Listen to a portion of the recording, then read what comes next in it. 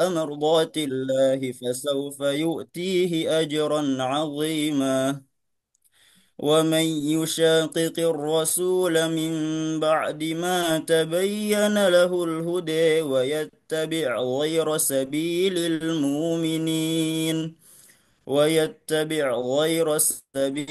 المؤمنين نوله ما تولي ونصله جهنم وساءت مصيرا. إن الله لا يغفر أن يشرك به ويغفر ما دون ذلك لمن يشاء. ومن يشرك بالله فقد ضل ضلالا بعيدا. إن يدعون من دونه إلا إناثا وإن يدعون إلا شيطانا مريدا. لعنه الله وقال لأتخذن من عبادك نصيبا مفروضا. ولأضلنهم ولأمنينهم ولآمرنهم فليبتكن آذان الأنعام ولآمرنهم فليغيرن خلق الله.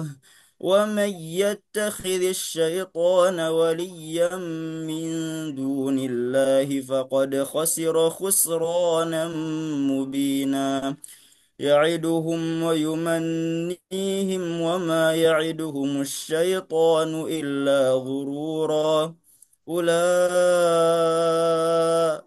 مأويهم جهنم ولا يجدون عنها محيصا.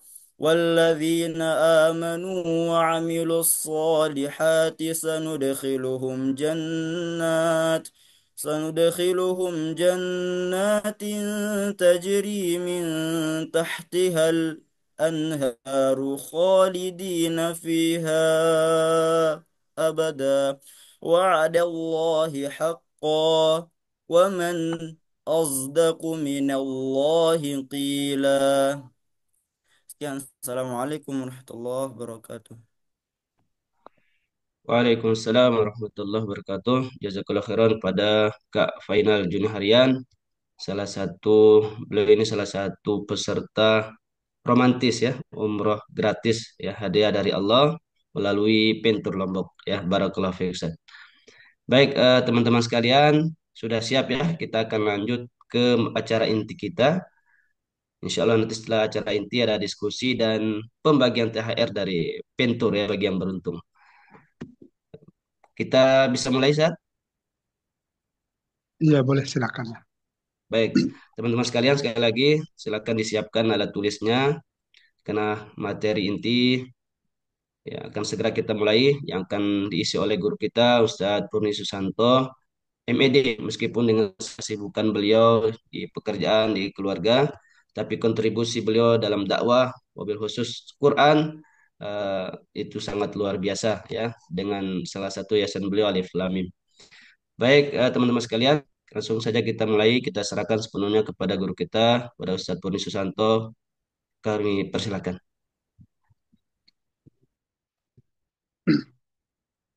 Ya, terima kasih Ustaz Wawan.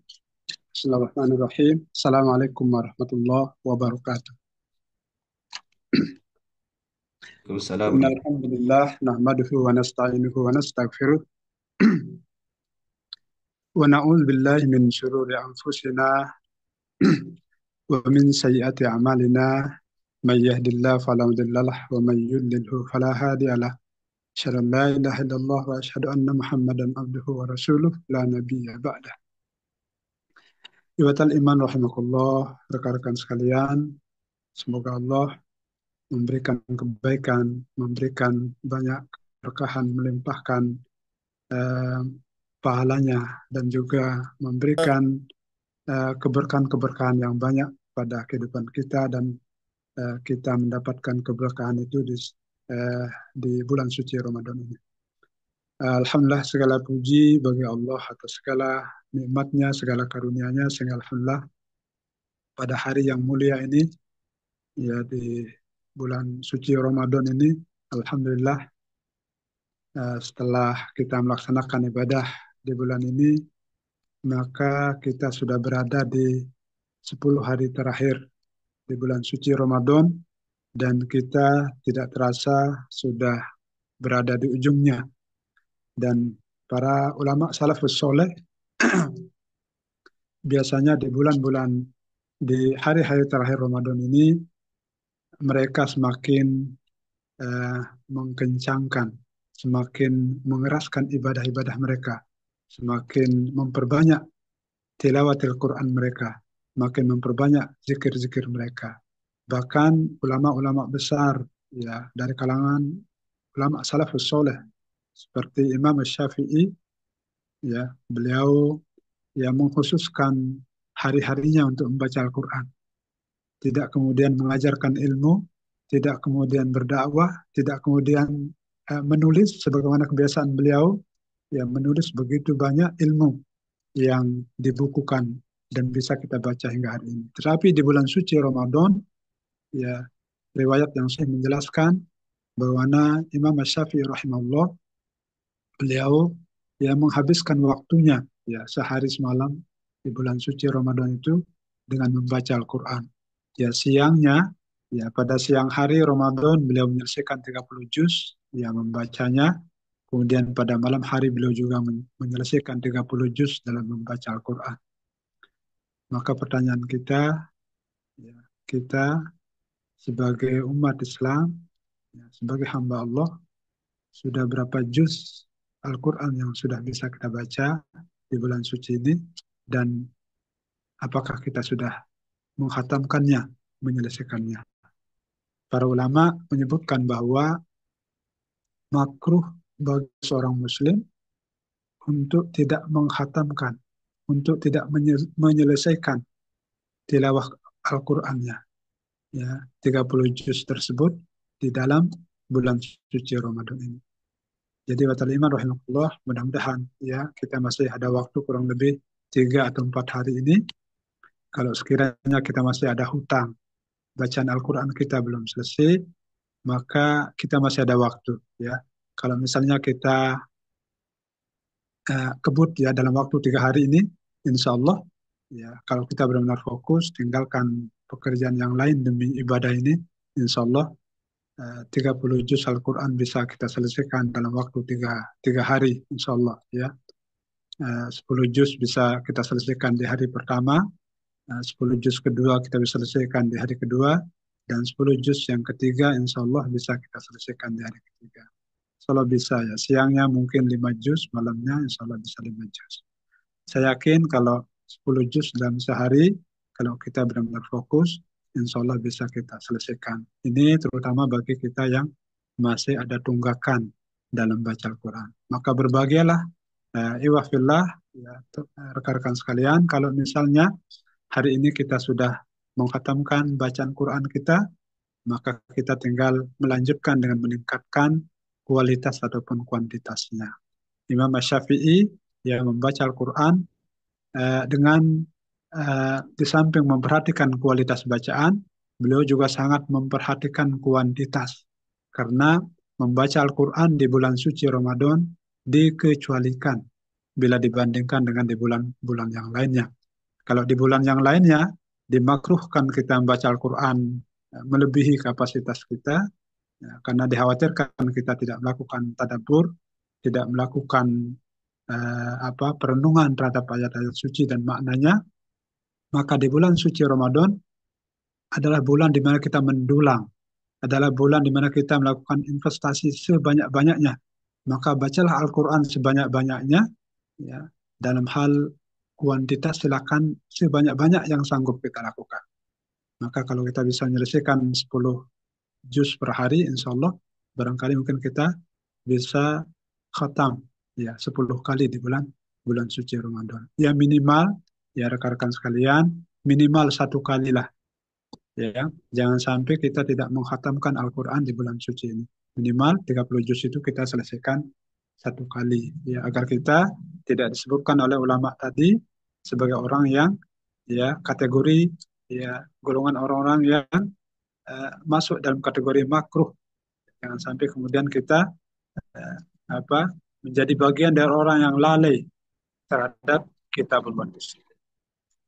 Nah, ibatal iman rahimahullah, apa orang yang bisa disebut yang merugi di bulan suci Ramadan ini. Ya. Jadi tidak semua orang beruntung ternyata, ya. Allah sudah berikan kita 30 hari.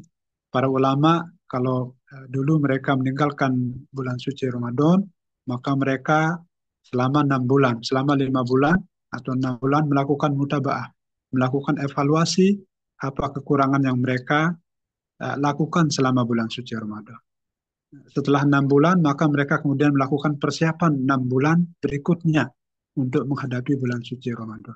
Maka kiranya sangat penting buat kita untuk melakukan evaluasi, ya, agar insya Allah Ramadan kita, ya, di masa yang akan datang bisa lebih baik.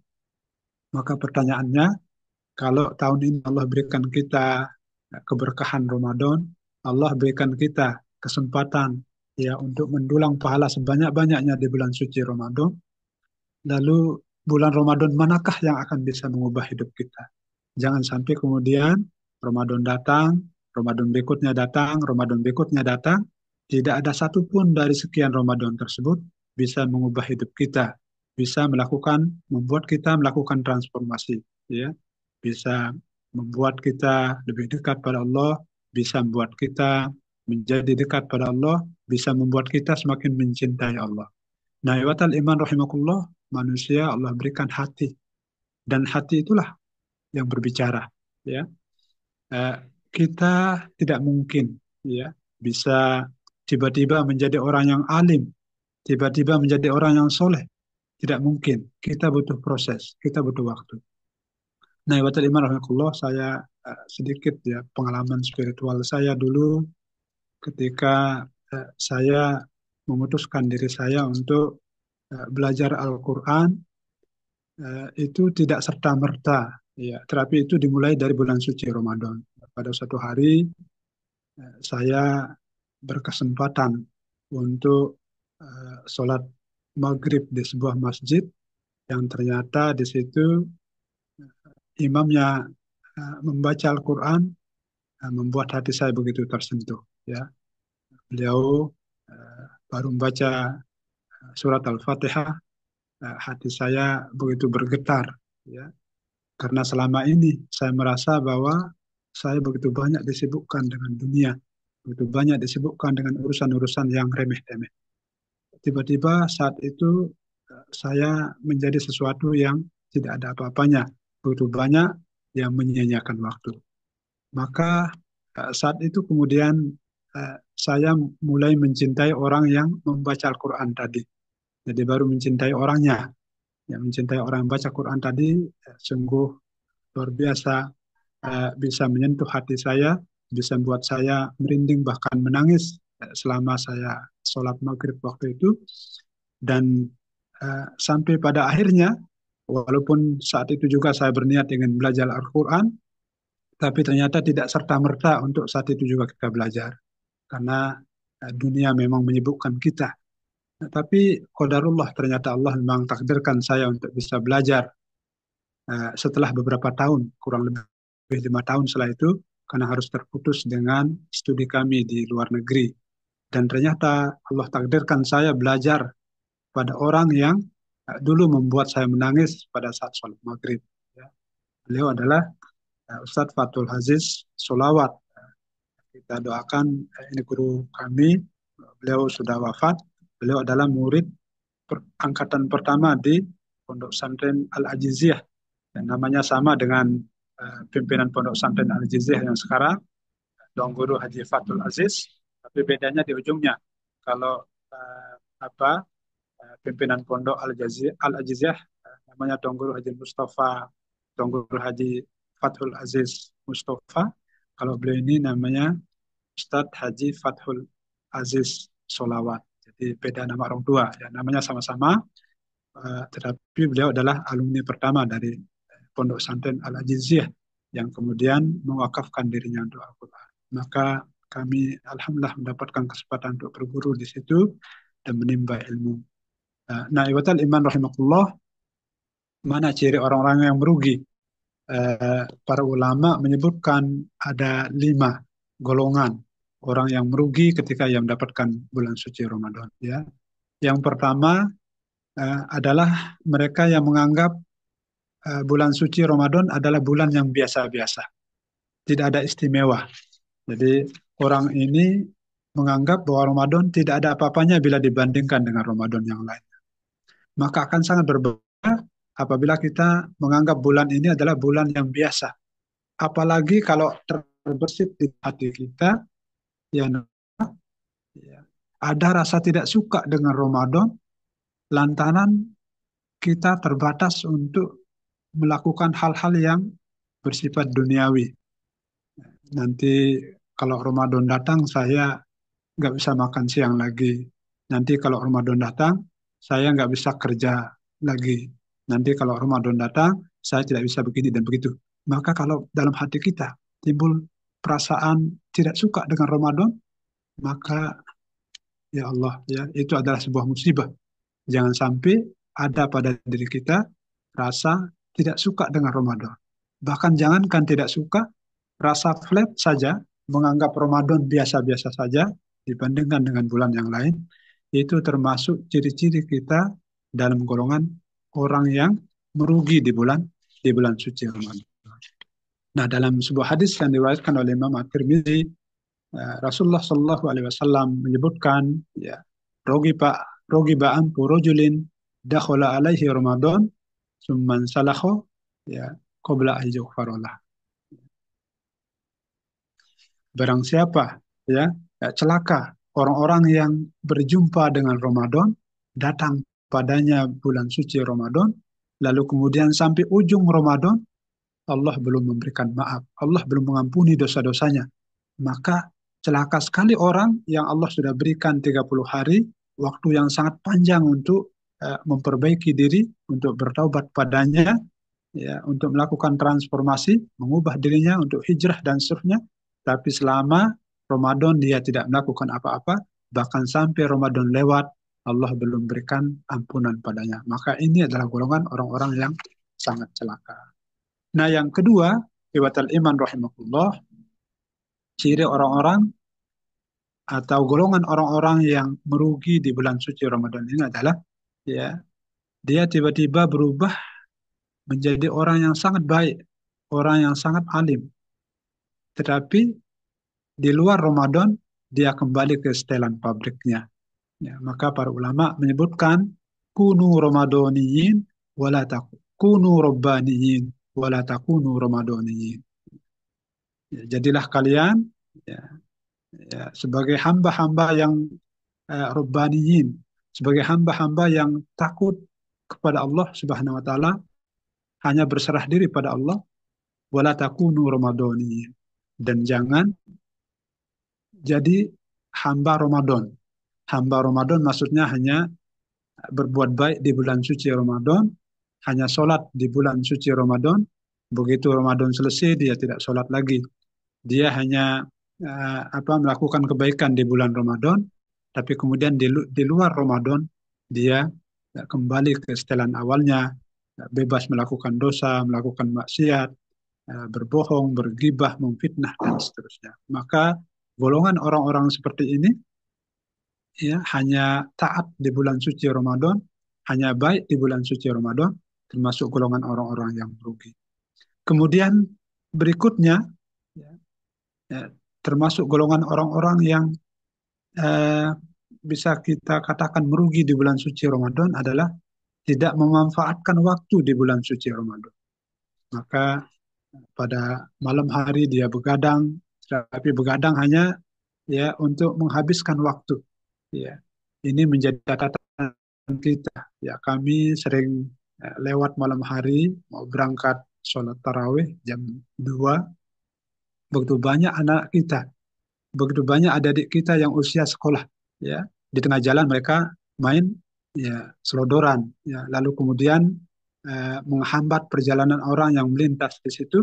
Bahkan yang lebih naif lagi, banyak di antara mereka mengancam pejalan, ya, pengendara sepeda atau kendaraan mobil dengan main petasan dan seterusnya. Ini sungguh, ya, tarbiyah Ramadan menjadi catatan kita, menjadi catatan orang tua.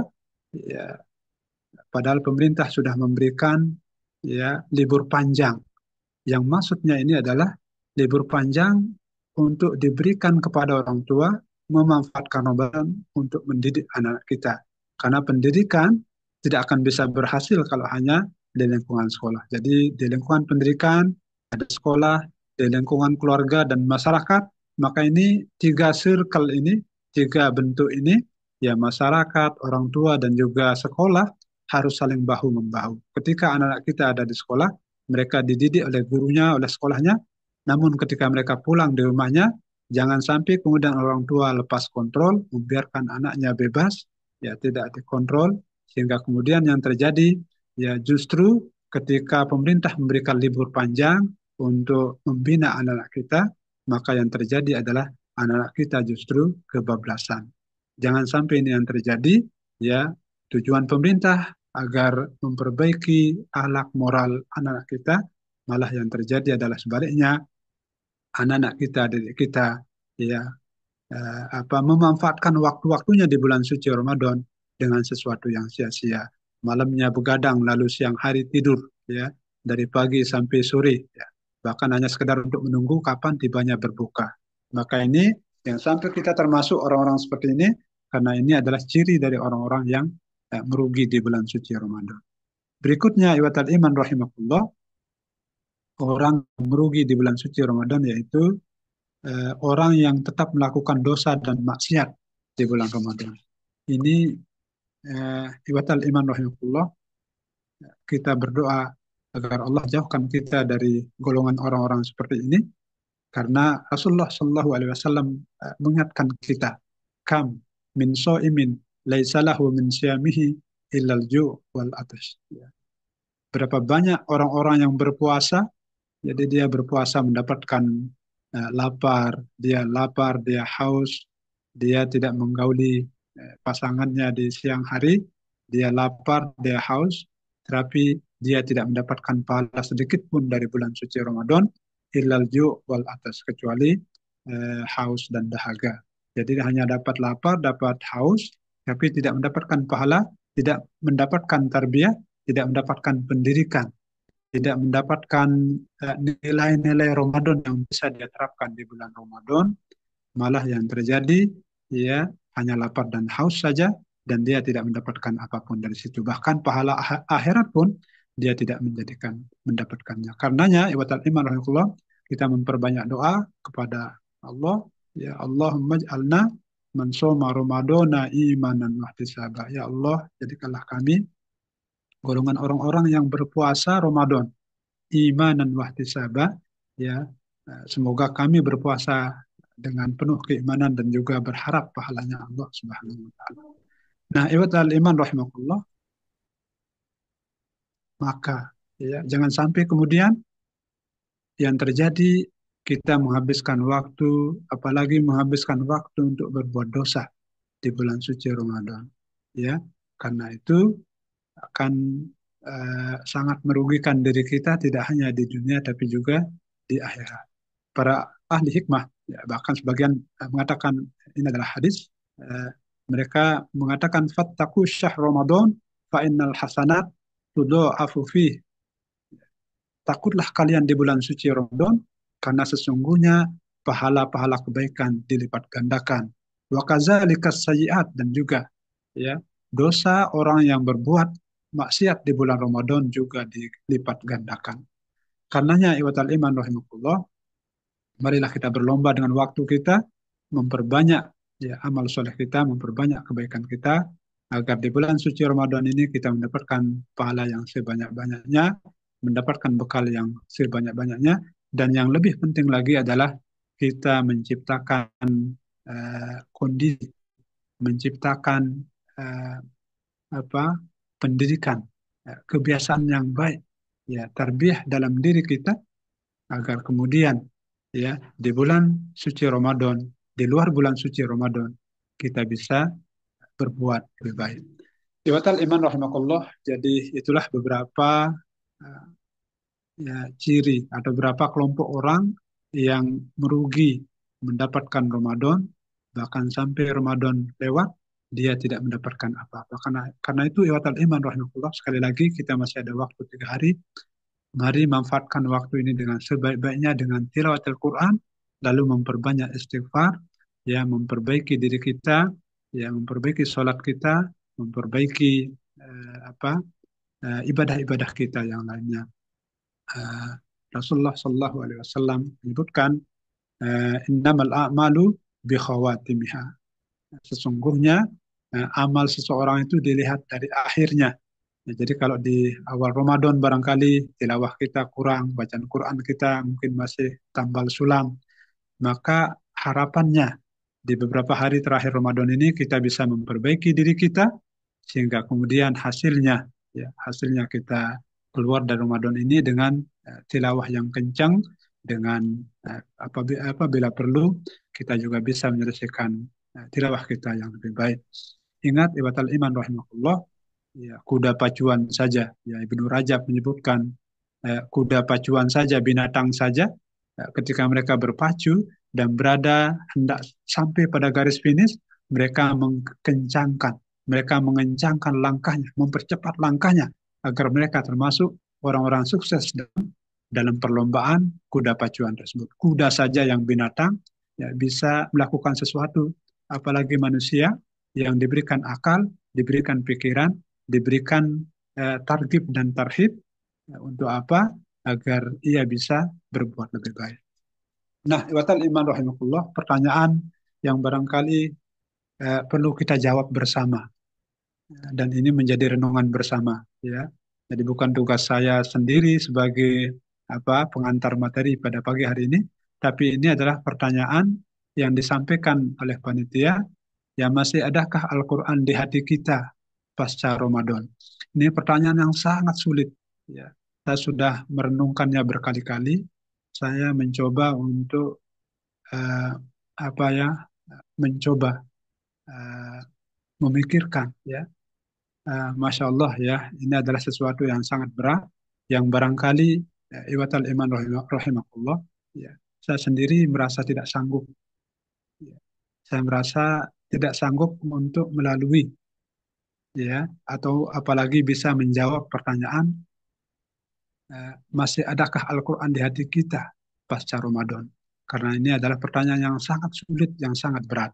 Karenanya eh, saya mengajak diri saya dan juga mengajak kita semua, ya, kira-kira apa yang bisa kita lakukan dengan Al-Quran pasca Ramadan.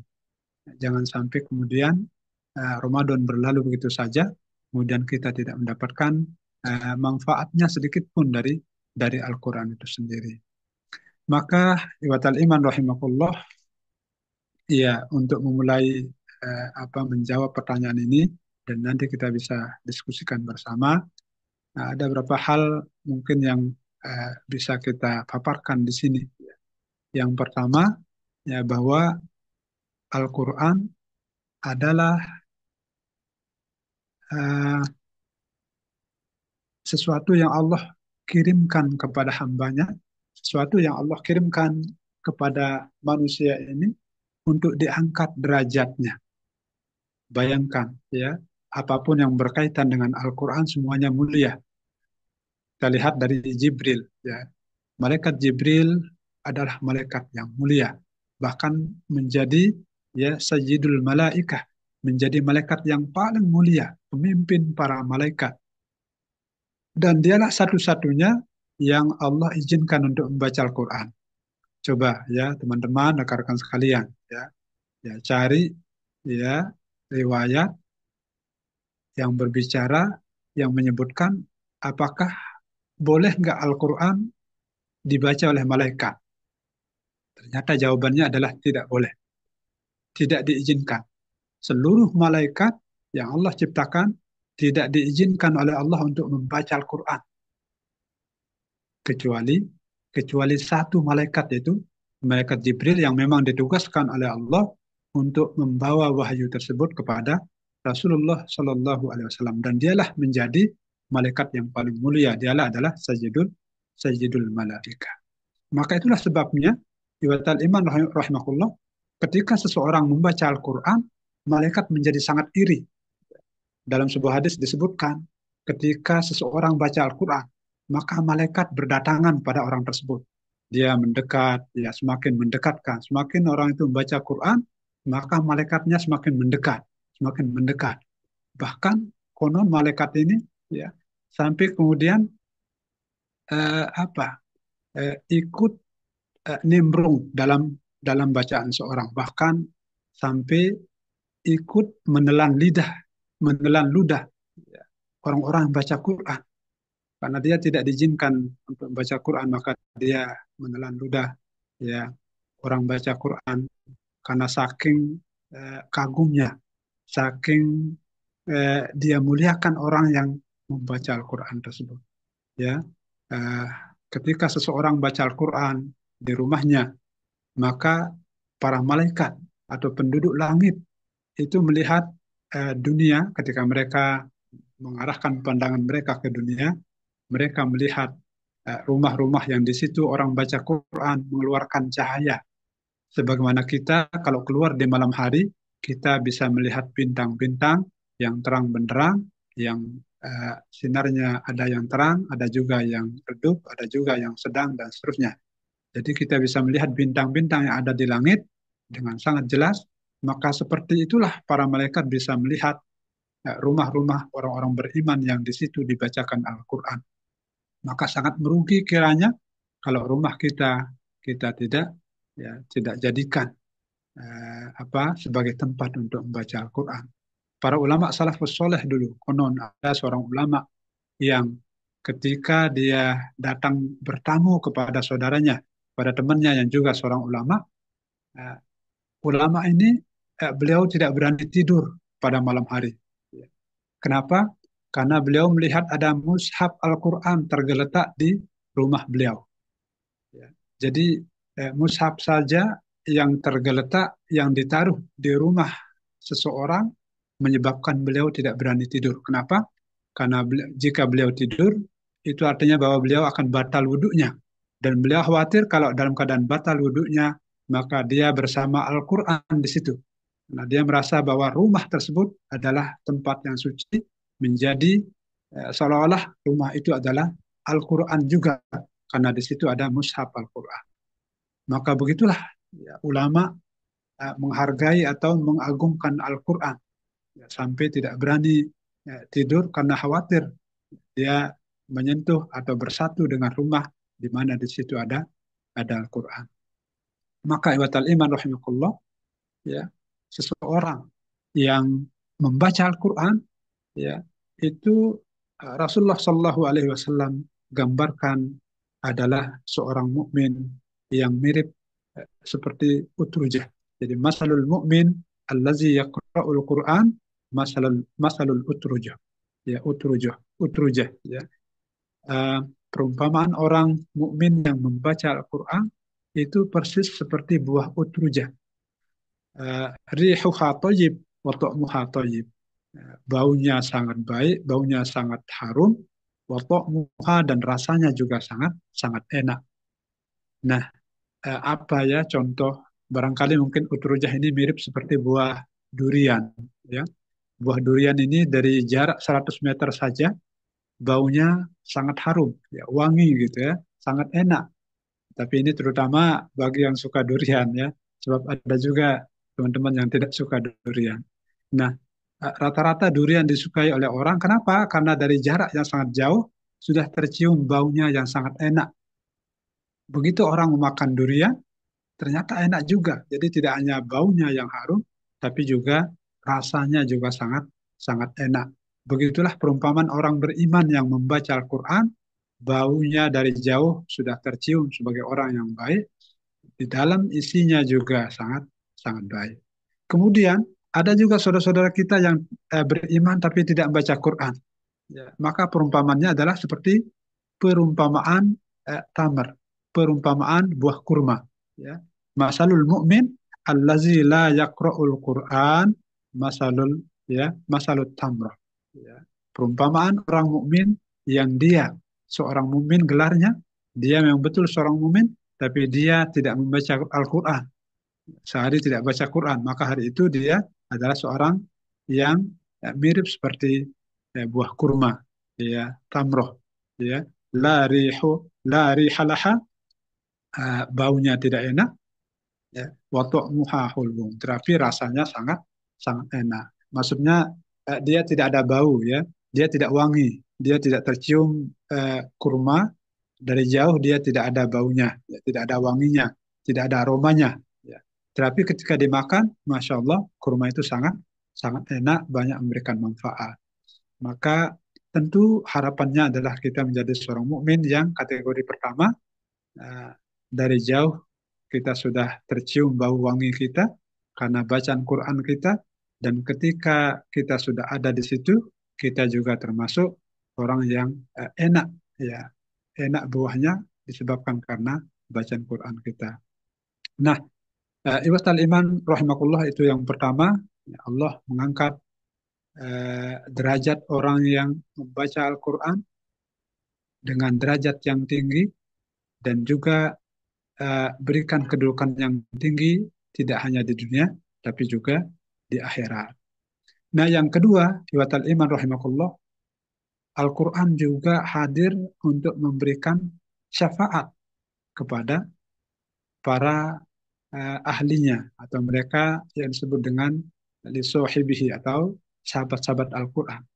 Nah, siapa mereka sahabat Al-Quran? Sahabat Al-Quran adalah mereka yang menjadikan Al-Quran, ya, bacaan kesehariannya, lalu kemudian mempelajarinya, lalu kemudian menghafalkannya, lalu kemudian mengamalkan hafalan Qurannya. Jadi dia tidak hanya belajar, tapi juga mengajarkan Al-Quran. Ya, khairukum man ta'allama Al-Quran wa 'allamahu.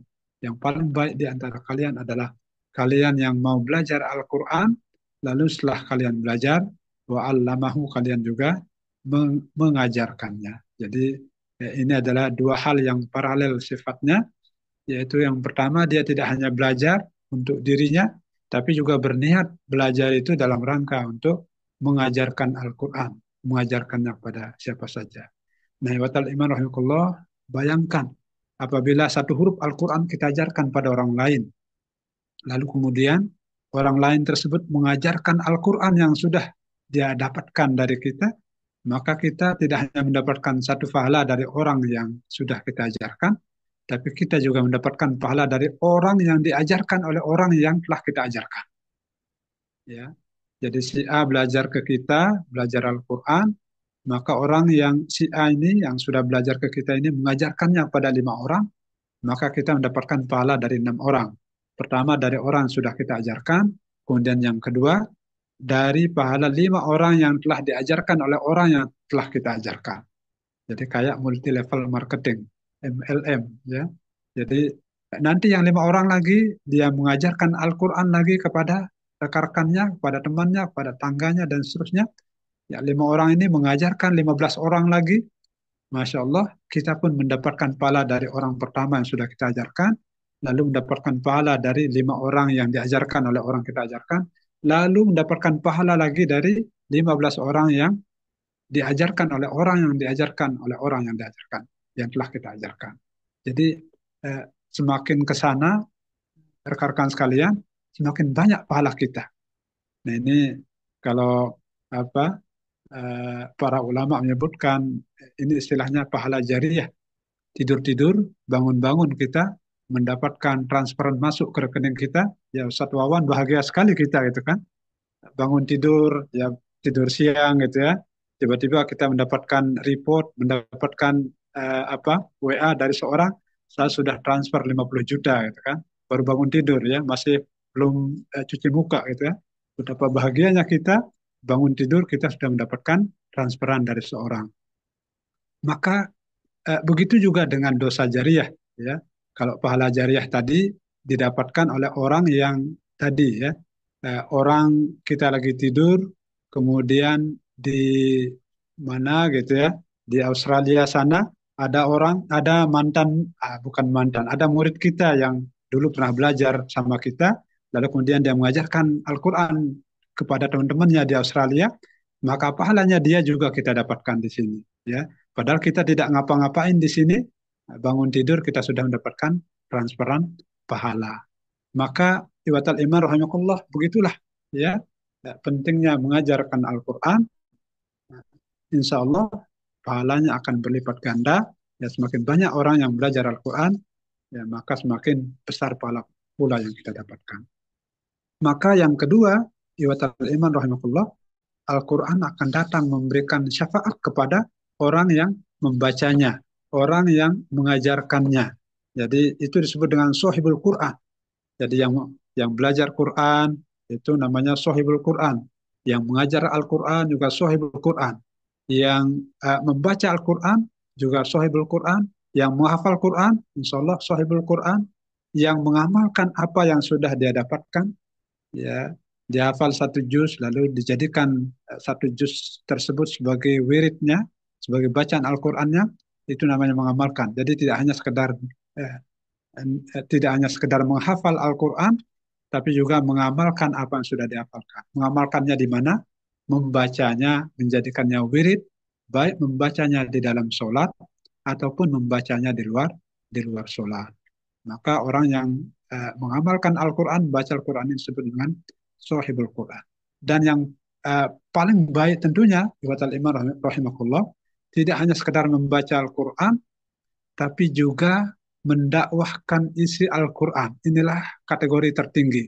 Ya, Syekh Yusuf Al-Qardawi dalam tulisan beliau, Ta'amul Ma'al Quran, bagaimana kaifa ta'amul ma'al Quran, bagaimana kita berinteraksi dengan Al-Quran.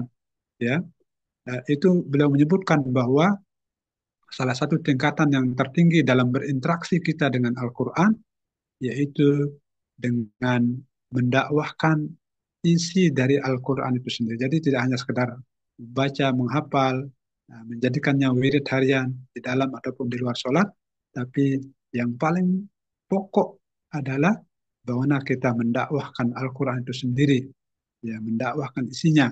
Maka jadilah kita sebagai orang-orang Al-Quran berjalan di tengah-tengah masyarakat. Maka orang seperti ini insya Allah akan mendapatkan syafaat di sisi Allah Subhanahu wa Ta'ala. Ya, dari sekian banyak kategori ya, apakah kita termasuk orang yang belajar, apakah kita termasuk orang yang mengajarkan, apakah kita termasuk orang yang menjadikannya sebagai wirid dengan membacanya, ataukah kita mendakwahkannya. Maka orang-orang seperti ini, circle seperti ini adalah orang-orang yang disebut dengan sohibul Quran, ya, sahabatnya Al-Quran. Maka sahabat Al-Quran ini insya Allah mendapatkan kesempatan, ya, jangankan umroh Satwawan ya, bahkan mereka juga diberikan kesempatan untuk membebaskan, ya, keluarga dekat mereka yang sudah diputuskan oleh Allah, sudah di-SK-kan oleh Allah untuk masuk ke dalam neraka. Bayangkan ya, kalau kita di dunia saja mendapatkan musibah, mendapatkan kesusahan, lalu kita bisa bantu orang keluar dari kesusahan tersebut, maka sangat bahagia. Apalagi kalau yang mendapatkan musibah tersebut adalah keluarga dekat kita. Bisa dibayangkan ya, misalnya orang tua kita, ya, qadarullah masuk rumah sakit, lalu biayanya sangat tinggi dan dia tidak sanggup membiayai pengobatannya di rumah sakit, dia menghabiskan ratusan juta. Lalu tiba-tiba kita datang bilang kepada orang tua kita, Pak, Bu, saya yang tanggung seluruh biaya yang Bapak, Ibu habiskan selama berobat di rumah sakit ini. Maka betapa bahagianya orang tua kita yang tadi mendapatkan masalah, tidak sanggup membayar rumah sakit, kita yang menyelesaikan pengobatannya, betapa senangnya. Contoh lain, ya, yang lebih sederhana barangkali misalnya di tengah perjalanan kita dari Mataram mau mudik ke Lombok Timur, kita menggunakan sepeda motor. Ya, di tengah jalan tiba-tiba motor kita kempes atau rusak mesinnya dan seterusnya. Maka apa yang terjadi dengan diri kita? Tentu ada rasa sangat sedih yang luar biasa. Kita sangat membutuhkan pertolongan orang. Kita mencari bengkel, kita menelpon teman, kita menelpon saudara. Uang di dompet kita juga nggak ada. untuk apa diperbaiki ke bengkel. Kita tidak punya uang. Tapi kemudian tiba-tiba pada saat kita mengalami kegundahan seperti itu, ada salah seorang yang menawarkan bantuan. Mas, tidak perlu panik, tidak perlu repot, biar saya yang bantu perbaiki, tidak perlu, kalaupun ya dibantu untuk bawanya ke bengkel, ya tidak perlu dipikirkan biaya, saya yang tanggung seluruh biaya perbaikan sepedanya. Maka kita akan menjadi sangat bahagia karena telah dibantu oleh seseorang yang kita benar-benar saat itu dalam posisi sangat membutuhkan pertolongan. Maka demikian juga orang yang di akhirat kelak ketika Allah sudah tetapkan dia, keluarga dekat kita, ada ayah kita, ada ibu kita, ada pasangan hidup kita, ada anak kita, ada saudara kita, atau siapa saja yang dekat dengan keluarga kita, itu sudah diponis oleh Allah untuk masuk ke dalam neraka.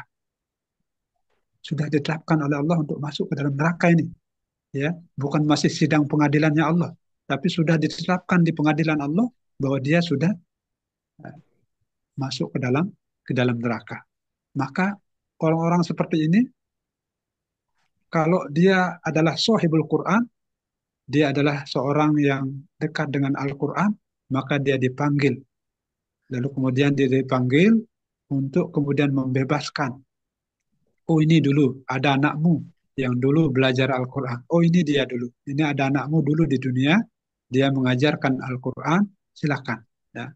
Maka dia diberikan oleh Allah hak prerogatif untuk, ya, biiznillah, dengan izin Allah, untuk membebaskan orang tuanya, saudaranya, anaknya, atau mungkin pasangan hidupnya yang tetapkan di penghuni neraka, tapi karena dia dulu adalah sahibul Quran, maka dia kemudian, ya, berhak untuk membebaskan. Dan inilah yang disebut dengan syafaat, ya. Dan yang bisa memberikan syafaat, ya, salah satunya adalah sahibul Quran. Maka ibatul iman rahimahullah, betapa bahagianya pasangan hidup kita kalau misalnya kita bebaskan dia dari segala tuntutan di pengadilan Allah Subhanahu wa taala. Betapa bahagianya orang tua kita yang dia mendapatkan tuntutan, ya, di pengadilan Allah Subhanahu wa taala, lalu kemudian kita membebaskannya. Dulu waktu dia hidup di dunia, orang tua kita tidak sanggup membahagiakan dia. Dulu waktu orang tua kita masih ada, kita tidak sanggup membuat dia tersenyum. Barangkali mungkin dengan keterbatasan kita. Tetapi kita berjanji bahwa di akhirat kelak kita akan membuat mereka bahagia, membuat mereka bangga, membuat mereka tersenyum. Karena apa? Karena kita bisa membebaskan mereka, memberikan tingkatan yang lebih tinggi dari, ya, dari posisi sebelumnya yang barangkali mungkin surganya rendah, tapi karena kita, ya, mendapatkan posisi yang tinggi di hadapan Allah, maka kita juga bisa membawa keluarga kita, terutama pasangan hidup kita, ke surga yang lebih tinggi, baik itu pasangan hidup kita, istri atau suami. Ya, jadi ketika suaminya ada di surga yang berada pada level ke 100, istrinya berada di surga yang levelnya 10, maka si suami berhak menjemput istrinya yang ada di surga yang levelnya 10 untuk bisa naik ke surga yang levelnya 100. Begitu juga sebaliknya, seorang istri yang Allah takdirkan dia, tetapkan dia berada di surga yang levelnya 100, dia bisa membawa suaminya yang surganya ada di level 10. Ingat, ya, iwatal iman rahimakumullah, ya, Imam Ibnu Qayyim Al-Jauziyah dalam kitabnya Ar-Rihlah ila Biladil Afrah, beliau menyebutkan bahwa seseorang tidak bisa bermain atau tidak bisa berkunjung atau tidak bisa jalan-jalan ke surga yang levelnya lebih tinggi dari dia. Namun dia bisa berkunjung, berjalan, atau bisa melihat-lihat di surga yang levelnya sama dengan dia, atau surga yang levelnya lebih rendah daripada dia. Jadi, eh, Masya Allah, ya, sangat terbatas kita kalau seandainya kita berada di level yang 10, suami atau istri kita ada di level surga yang ke 100, maka kita tidak akan bisa naik kecuali dengan izin Allah Subhanahu wa taala. Dan setiap levelnya, setiap tingkatan surga, fasilitas yang Allah berikan berbeda-beda.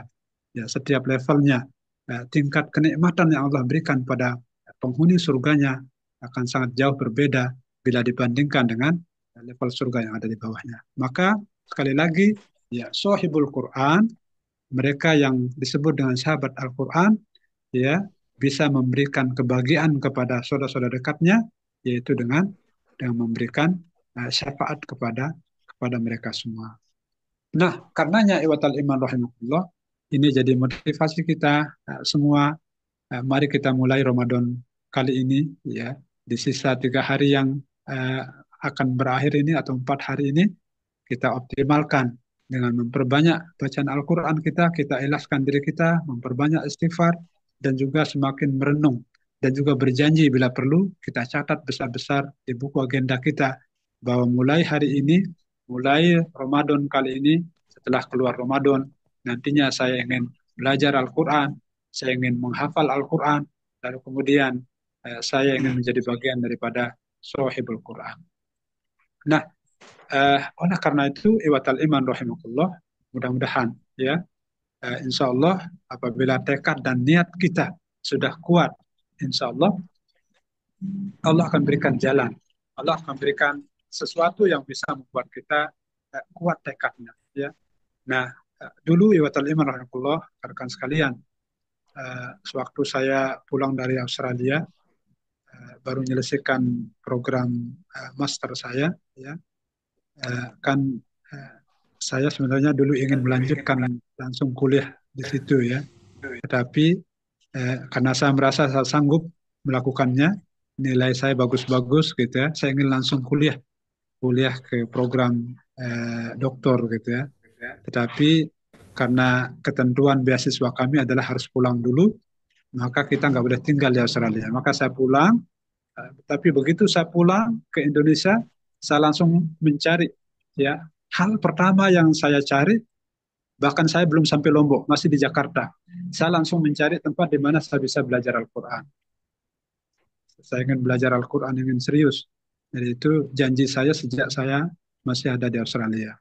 Tetapi eh, pada saat dalam proses saya belajar Al-Quran, baru kemudian berdatangan tawaran untuk beasiswa-beasiswa untuk kuliah program PhD atau doktor. Ya, ada salah satu foundation yang sangat bergengsi menawarkan beasiswa untuk kuliah di Australia untuk program doktor, karena mereka bisa melihat rekod catatan prestasi seseorang. Ya, jadi mungkin saya termasuk yang mungkin ditawarkan beasiswa yang sangat bergengsi tersebut. Tapi pada saat itu, ya iman rahimahullah, saya masih dalam proses belajar Al-Quran. Ya, maka peluang emas untuk kemudian mendapatkan beasiswa program doktor tidak ambil sampai 2 kali. Ya, di tahun kedua saya ditawarkan lagi, saya tidak mengambil. Jadi 2 kali, 2 tahun berturut-turut saya mendapatkan penawaran beasiswa itu untuk kembali lagi ke Australia. Dua-duanya saya tidak ambil. Demi apa? Demi belajar Al-Quran, karena saya ingin fokus dengan Al-Quran itu sendiri. Jadi eh, begitulah, barangkali mungkin pengorbanan, karena setiap setiap sesuatu pasti membutuhkan pengorbanan. Jadi apapun yang kita cintai, mustahil kita disebut sebagai mencintai seseorang atau mencintai sesuatu kalau kita tidak punya pengorbanan. Hadanallah wa iyyakum ajma'in. Mudah-mudahan ada manfaatnya. Demikian mungkin pengantar diskusi kita pada pagi hari ini. Terima kasih. Billahi taufiq wal hidayah. Assalamualaikum warahmatullahi wabarakatuh. Waalaikumsalam warahmatullahi wabarakatuh. Masya Allah, Waalaikumsalam. jazakallah khairan kasir pada Ustadz, ilmu yang luar biasa, sangat bermanfaat untuk kita semua ya. Di awal beliau menyebutkan ciri-ciri atau 5 orang, apalagi 5 golongan ya, yang merugi bertemu Ramadan, dan kemudian dilanjutkan dengan bagaimana memaksimalkan Al-Quran bersuci Ramadan di sisa Ramadan ini sampai nanti kita keluar ya pasca Ramadan ini.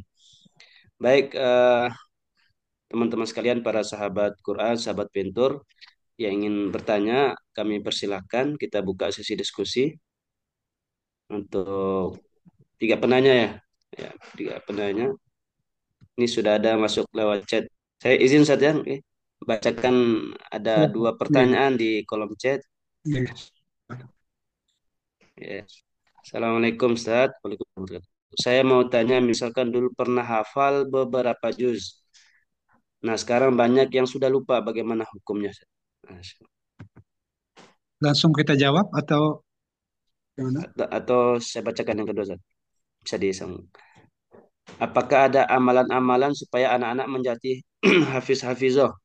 Karena saya lagi kecewa sekali, anak saya berhenti mengaji. Padahal alhamdulillah sudah 5 juz. Karena beberapa faktor, jadi harus berhenti. Itu mungkin dulu saya dua pertanyaan. Yang pertama, hukumnya punya hafalan sebelumnya tapi lupa. Yang kedua, amalan agar anak-anak bisa menjadi penghafal Quran. Masya Allah ya, pertanyaan sangat berat ini.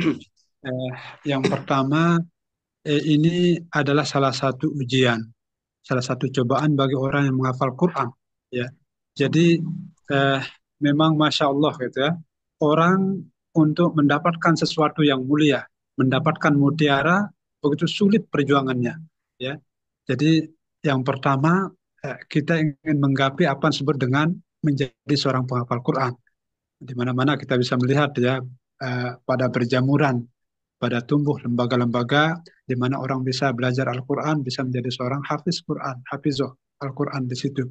Baik lembaga formal keislaman ataupun lembaga non formal lainnya. Maka bahkan kita bisa menemukan dulu ya, tapi sekarang sudah agak redup ya, program hafal Quran 3 bulan, hafal 30 juz, program 6 bulan, hafal 30 juz. Masya Allah, begitu semangatnya ya.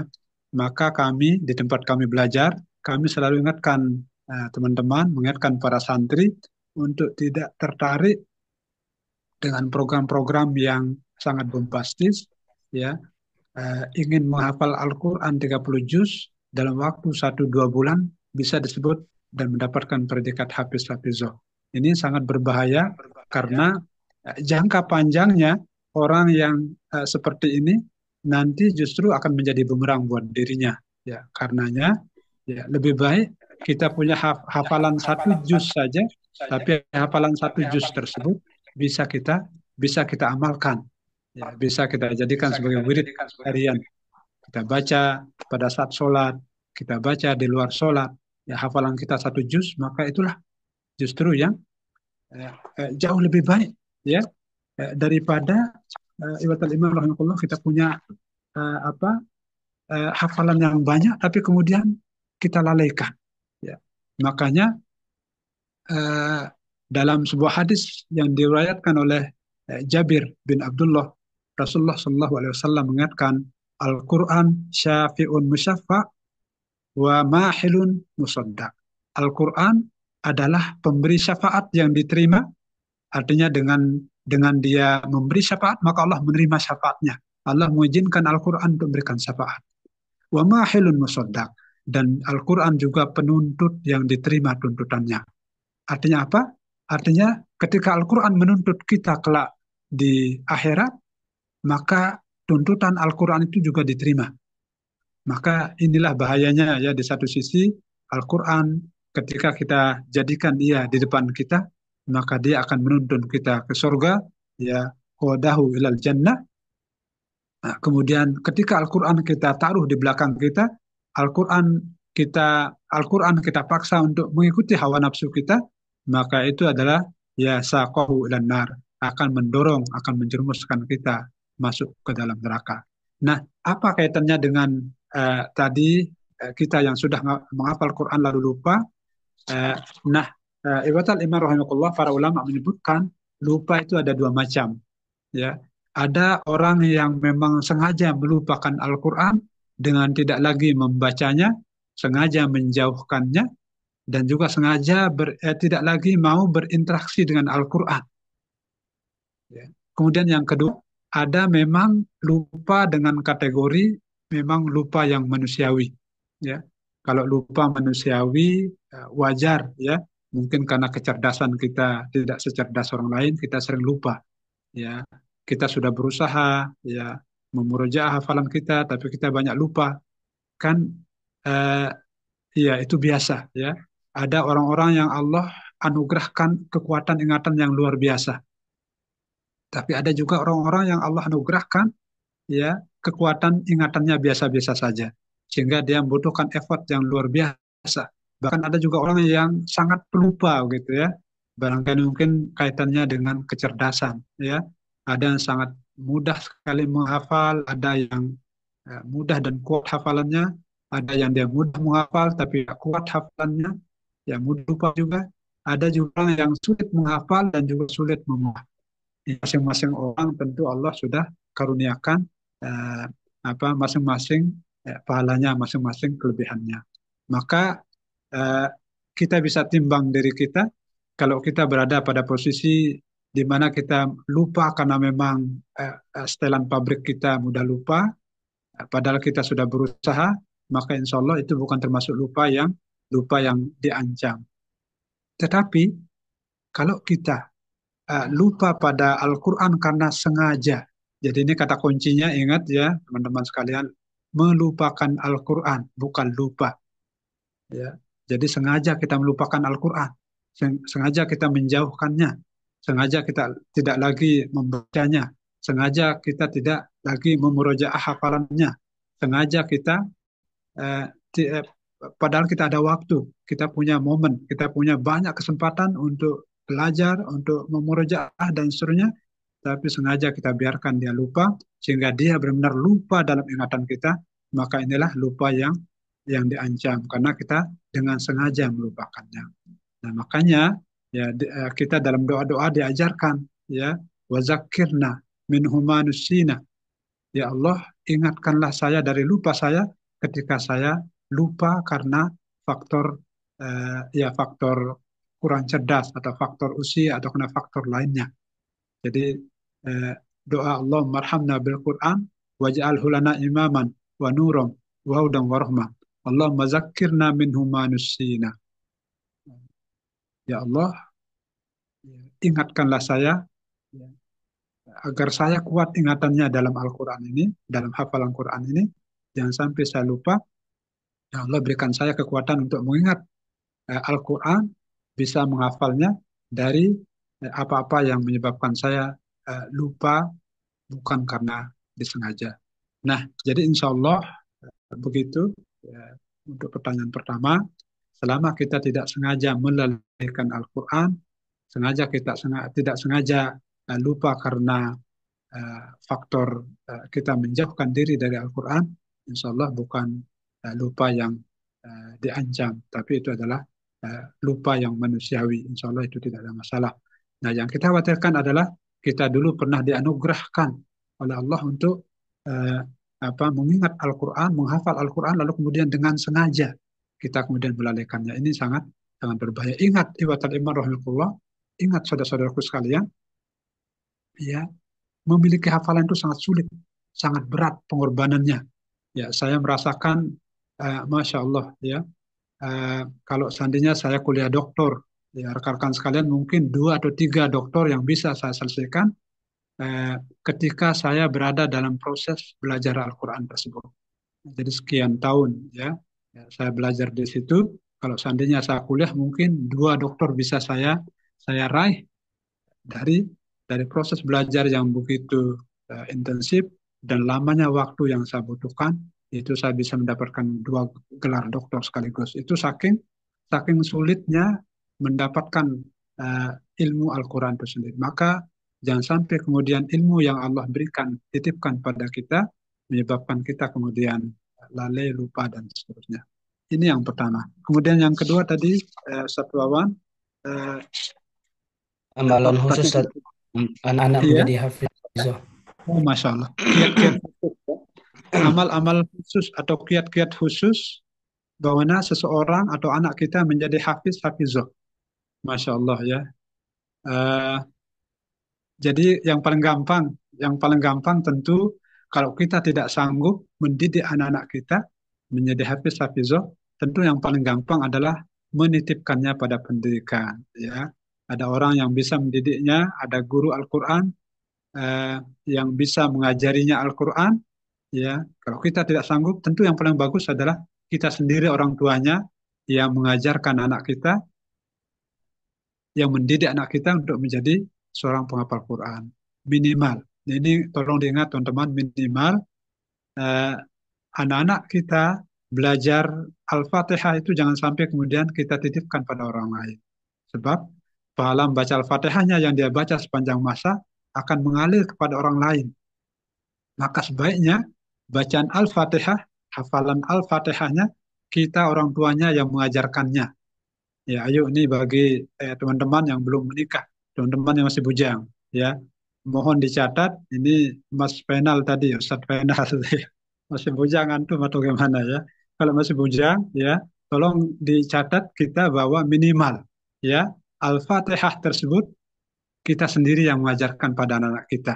Kalau kita tidak punya waktu, tidak punya kesempatan untuk mengajarkan Al-Quran lebih banyak lagi kepada anak kita, karena faktor yang lainnya minimal, ya. Belajar Al-Fatihah langsung belajar dari kita, agar apa? Agar pahalanya minimal mengalir kepada kita. Jadi itu yang pertama ya, agar anak kita serahkan kepada guru yang bisa mengajarkannya pada Al-Quran. Barangkali mungkin pertanyaannya tidak seperti ini yang diharapkan jawaban. Tapi mungkin yang diharapkan jawaban bagi penanya adalah bagaimana menjadikan anak-anak kita atau adik kita atau saudara-saudara kita menjadi seorang hafiz atau hafizoh yang artinya dia bersatu dengan alam.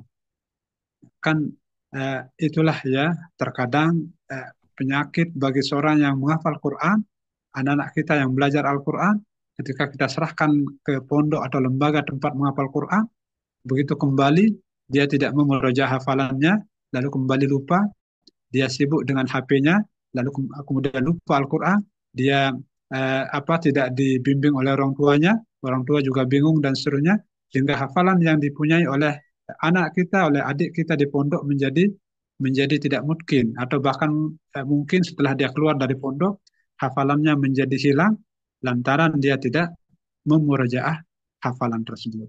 Maka itulah kiranya sebagai orang tua kita kemudian memiliki program, ya. Kalau kita bukan penghafal Quran, sebagai orang tua minimal kita mengontrol, ya, kapan anak kita memurojaah hafalannya, kapan anak kita membaca Al-Quran dan seterusnya. Bagus, bila perlu anak kita motivasi. Dengan motivasi awalnya mungkin dengan motivasi dunia tidak apa-apa. Nah, kalau kamu bisa murojaah hafalanmu yang 5 juz itu, saya akan berikan kamu uang 5 juta. Nah, kalau kita punya uang 5 juta, kita berikan. Daripada uang 5 juta diberikan pada sesuatu yang tidak bermanfaat, mending kita berikan untuk memotivasi anak kita yang memiliki hafalan 5 juz tadi. Nah, kalau kamu sanggup dites 5 juznya dan mungkin hafalannya, saya akan kasih kamu hadiah liburan ke Bali selama seminggu misalnya. Atau saya akan ajak kamu umroh. Nah, seperti programnya Ventur ini gitu ya, Saklawan gitu ya. Kita akan ajak anak kita umroh kalau dia sanggup menyelesaikan hafalan atau lulus dari ujian hafalan, tes hafalan, 5 juznya, 10 juznya, dan seterusnya. Jadi itu orang tua bisa memotivasi ya, jangan didiamkan anak kita, walaupun kita bukan seorang penghafal Quran, orang tua bisa melakukan, memberikan motivasi. Motivasinya baik internal maupun eksternal. Jadi kita berikan dorongan. Nak, kamu nanti kalau kuliah, kamu bisa masuk program tahfiz Quran. Nak, kalau kamu kuliah nanti, kamu bisa ambil jalur beasiswa di perguruan tinggi negeri dengan jalur hafiz Quran. Kamu tidak perlu bayar. Nah, jadi 30 juz, insya Allah seluruh biaya. Sekarang banyak sekali kampus-kampus universitas negeri, bahkan fakultas kedokteran, menawarkan anak-anak yang hafiz Quran, gratis kuliahnya di situ. Termasuk di UNRAM sini ya, bisa kuliah gratis, biaya hidupnya insya Allah ada, bahkan kuliahnya, SPP-nya, segala macam biaya ditanggung semua bagi mereka yang hafiz Al-Quran 30 juz. Maka itu juga menjadi motivasi anak-anak kita untuk selalu berusaha. Kita kontrol anak kita, ya. Bulan ini sudah nggak dia selesai juz pertama. Bulan berikutnya juz kedua. Bulan berikutnya juz ketiga. Sampai 5 bulan kemudian kita minta dia memurojaah juz 1 sampai 5 di bulan kelima, sehingga kemudian hafalannya tetap kuat. Jadi kita punya catatannya ya. Kita catat, nggak apa-apa kita yang nguji, yang ngetes anak kita. Walaupun kita bisa lihat mushaf. Nah, silakan sambung ayat ini. Ya, di juz 1 kita tes 3 soal. Nanti kan ketahuan apakah dia mungkin hafalannya atau tidak, dari bagaimana dia menjawab pertanyaan tersebut lancar atau tidak. Nah, sebagai orang tua kita bisa memberikan catatannya. Eh, Kalau anak kita masih banyak salahnya atau masih banyak lupanya, maka di bulan kedua kita minta dia murojaah lagi di juz pertama, jangan dilanjutkan ke juz kedua. Jadi barangkali itu yang bisa dilakukan. Kemudian yang lain, yang paling berbahaya bagi anak kita adalah sebenarnya adalah eh, ya bermain. Ya terutama mereka diberikan kebebasan untuk bermain di HP. Ya, jadi orang tua itu naifnya kadang-kadang berharap orang tuanya anaknya menjadi seorang hafiz, tapi juga memberikan penyakit kepada anak-anak tersebut, yaitu dengan memberikannya HP, sehingga anak sibuk dengan main HP dan sulit kemudian mengatur waktunya untuk melakukan murojaah. Ini berbahaya. Jadi di satu sisi kita berharap anak kita tinggi harapan kita, tapi di sisi lain kita memberikan mereka masalah dengan membebaskan mereka memegang HP. Ya, teman-teman pernah dengar Ronaldo, pemain bola, itu Ronaldo pada anaknya, dia larang anaknya untuk pegang HP. Karena anak yang pegang HP membuat dia menjadi malas, malas untuk berlatih. Jadi Ronaldo ingin agar anaknya, Ronaldo Junior ini menjadi seorang pemain bola yang hebat. Maka caranya yaitu dia larang anaknya untuk pegang HP, agar apa? Agar dia eh, bisa fokus berlatih main bola dan juga tidak sibuk dengan bermain game di HP. Dan itu akan membuat anak menjadi berkurang kecerdasannya, hilang semangatnya, dan timbul rasa malas yang luar biasa. Nah, barangkali itu masih banyak lagi sebenarnya Satwawan, cara-cara atau kiat-kiat kita agar menjadikan anak kita anak yang hafizoh yang baik. Tetapi karena waktu tidak cukup saya kira ya, masih banyak lagi cara-cara ya. Eh, Insyaallah ya, itu barangkali beberapa di antara hal atau tips yang bisa kita ajarkan. Ya, yang lain misalnya kita bisa minta anak kita menjadi imam, terutama imam sholat tarawih. Nah, silakan hafalanmu yang satu juz sekarang, nanti tak kasih hadiah. Jangan lupa motivasi dorong anak kita dengan hadiah ya, karena itu juga menjadi motivasi. Nah, kalau kamu bisa jadi imam di masjid, ya bukan takmir masjid yang akan berikan hadiah padamu. Ya, satu kali kamu jadi imam di masjid, sholat tarawih, saya ngasih kamu hadiah 100.000, 200.000, 500.000, tergantung dari kondisi uang kita, ya kan. Kita dorong anak kita untuk terus berlatih, untuk terus murojaah sesuai dengan kemampuan kita. Ya, kalau kita nggak punya uang, minimal apa hal yang bisa kita lakukan untuk mendorong anak kita berlatih dan uh, memurja hafalannya. Wallahu a'lam bishawab. Demikian Ustaz Bawang. Alhamdulillah, jazakallah khairan Ustaz. Mudah-mudahan terjawab nggih teman-teman tadi yang bertanya. Ada masih banyak pertanyaan sebenarnya Ustaz, tapi kayaknya waktu kita terbatas ini, Masya Allah. Siap-siap mungkin. Eh, Teman-teman Mungkin panitia mungkin bisa dicatat pertanyaannya. Nanti bisa kita share ke Ustaz untuk bantu jawab di luar agenda. nggih. Mungkin nanti Baik. pertanyaan di luar forum bisa kami jawab Ustaz Wawan. Eh, Nggih, Ustaz. Bisa nggih, dikirimkan ke kami. Insya Allah kami akan cari waktu untuk menjawabnya. Masya Allah. Sebentar Ya, Mas Masya Wawan, Allah. Terima kasih banyak Ustadz Ustaz. Wawan Jazakallah ada khairan. telepon sangat penting, boleh saya terima? Oke, nggih, Ustaz. Nggih, terima kasih banyak Ustaz. Terima kasih banyak atas ilmunya. Alhamdulillah, teman-teman sekalian, atas materi yang luar biasa tadi sama-sama kita mendengarkan. Mudah-mudahan kita mencatat semuanya karena semuanya saya rasa isi ya, daging semua katanya ya. Masya Allah, berkah Quran, berkah Ramadan. Mudah-mudahan kita termasuk di antara jadi guru saya mengatakan ada tiga versi terbaik sebagai seorang manusia ya. Dan itu berkumpul di Ramadan kata beliau ya. Satu versi terbaik sebagai manusia ya, eh, bertemu dengan Ramadan. Nah, Ramadan ini versi terbaik kita nih. Ibadah kita dalam 11 bulan itu saya kira Ramadan adalah bulan yang paling maksimal kita ibadah ya. Bahkan maaf sejahat-jahatnya orang kalau Ramadan kan ya berkurang gitu ya, atau rajin ke masjid. Nah, versi terbaik kedua kita adalah ketika bersama Quran, dan sekali lagi Ramadan terbaik juga karena salah satu berkah dari Quran. Nah, mudah-mudahan kita bisa maksimalkan. Selanjutnya saya serahkan ke tim Pentur bagi-bagi THR katanya. Silakan pada teman-teman panitia Pentur Lombok.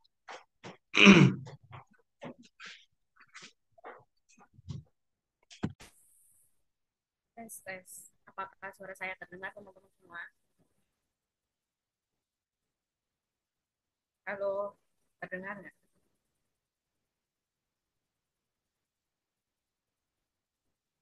Kecil suaranya Kak.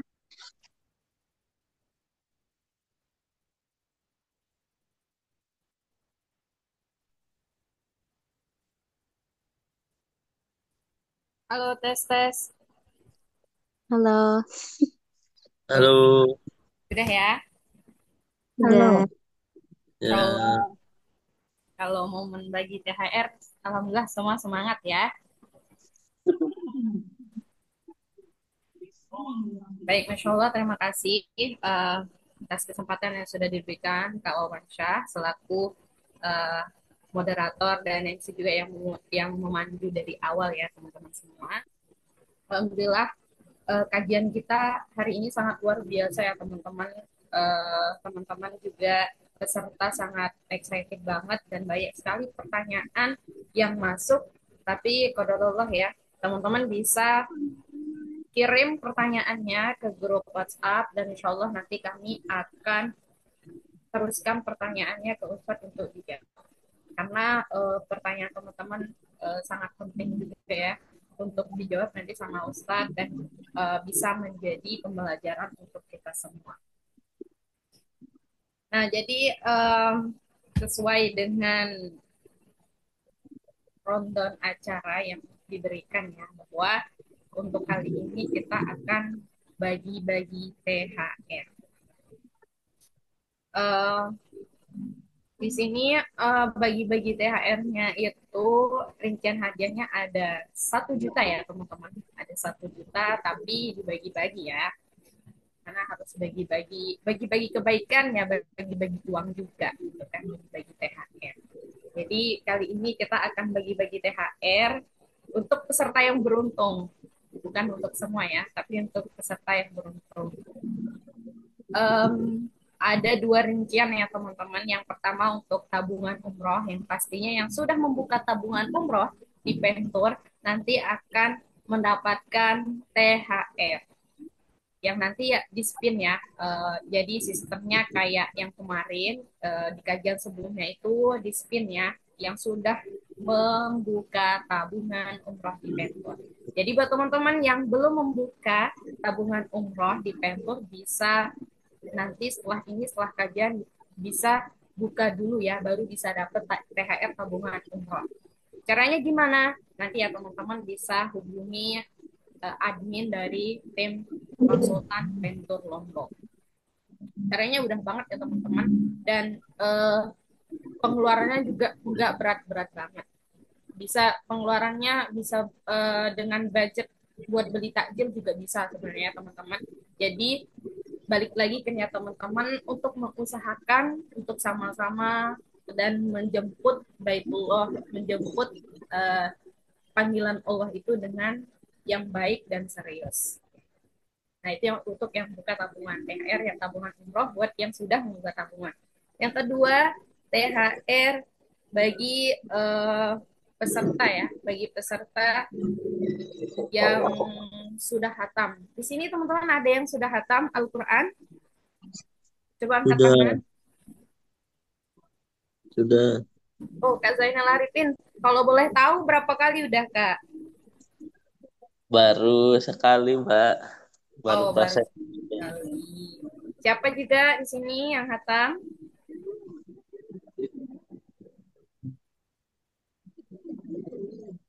Ada juga selain Kak Zainal? Oh, Kak Rani udah berapa?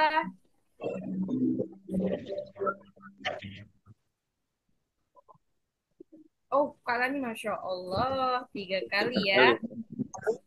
Nah, Oh, di kolom chat ya. Siapa juga? Kak Masya Allah. Yahya, 10 kali. Masya Allah, ini tim boleh dilihat-lihat dulu. Banyak sekali ya yang hatam, Masya Allah. Kak Yahya sudah 10 kali. Kak Yuni, oh Kak Yuni udah 2 kali. Masya Allah. Oke, Kak Lia, Masya Allah Kak Lia sudah satu kali. Masya Allah sangat banyak sekali ya ternyata yang hatam.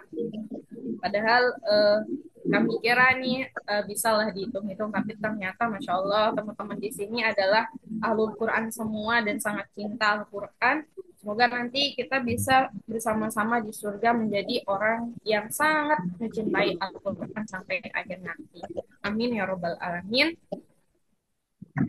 Jadi di sini ada beberapa lah ya yang sudah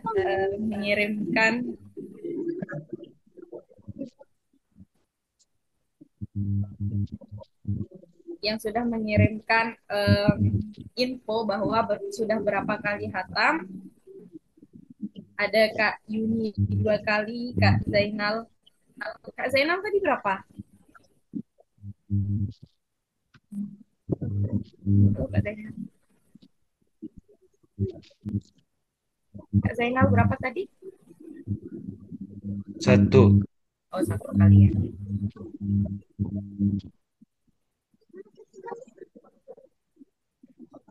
Kak Zainal udah 1 kali, Kak Lia udah 1 kali, Kak Zainul Arifin sudah 1 kali, Kak Rani sudah 3 kali, dan Kak Yahya ini udah 10 kali ya.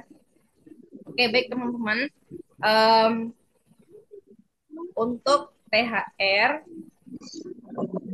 yang didapat untuk yang sudah khatam itu ialah yang sudah 3 kali khatam selama bulan Ramadan. Di sini siapa yang sudah 3 kali?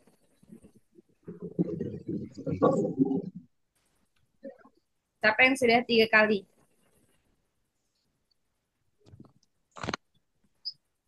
MC Kok nggak juga ada sudah. Ya, ya. belum ada yang aku tadi ada katanya 3 kali tadi. Kak Rani sama Ustadz Yahya tadi. 10 kali, insya Allah. Kak Rani, mana Kak Rani? Ustadz Lawan Syah juga, Masya Allah. 4 kali. Kak Rani, halo. Kak Rani masih ada di Zoom, di ruang Zoom? Iya, masih ya. Oke. Kak Rani sudah hatam 3 kali ya. Iya, 3 kali selama Kenapa Kak Rani? 3 kali selama Ramadan. Oke, 3 kali selama bulan Ramadan. Berarti kami ucapkan selamat untuk Kak Rani mendapatkan THR Hatam Al-Quran selama 3 kali selama bulan Ramadan. Boleh berikan hapus dulu teman-teman. Jadi Kak Rani mendapatkan THR untuk 3 kali hatam selama bulan Ramadan. Kak Kia, THR-nya dapat berapa?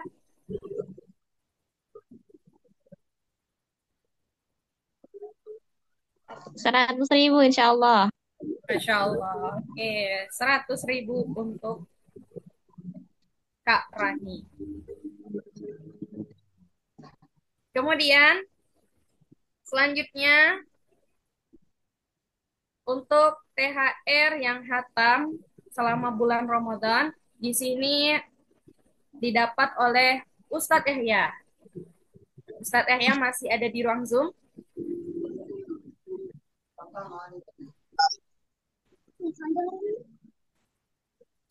Halo Ustadz, selamat Ustadz. Ustadz mendapatkan THR 100.000 ya Ustadz. THR 100.000 untuk THR hatam Al-Quran selama bulan Ramadan. Jadi Ustadz Yahya ini udah 10 kali ya teman-teman. Masya Allah, semoga ini menjadi pemacu kita ya buat yang belum hafal dan buat yang belum hatam ya. Mohon maaf buat yang belum hatam, semoga tinggal berapa hari.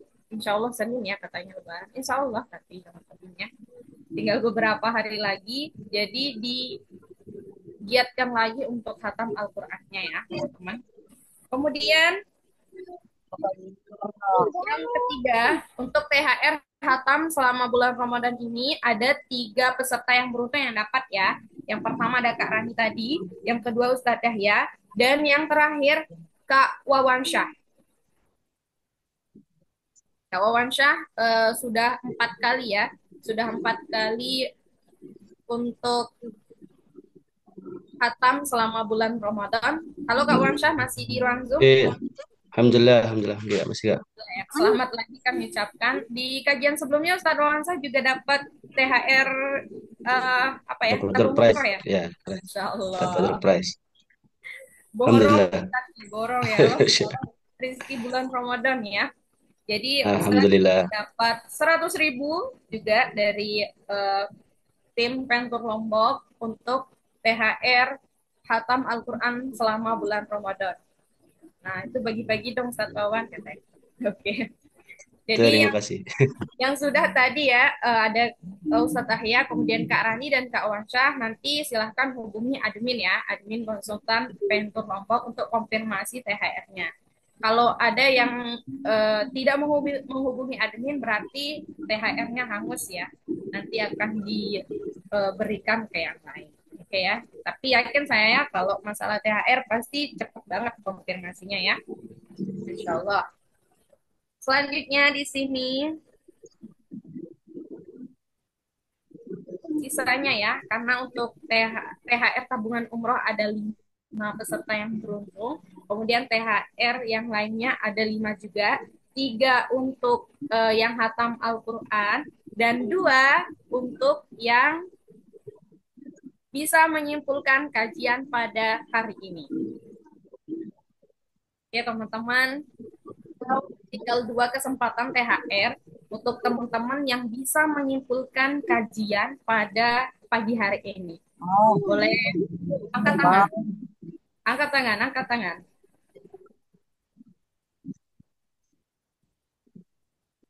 Yang bisa menyimpulkan kajian.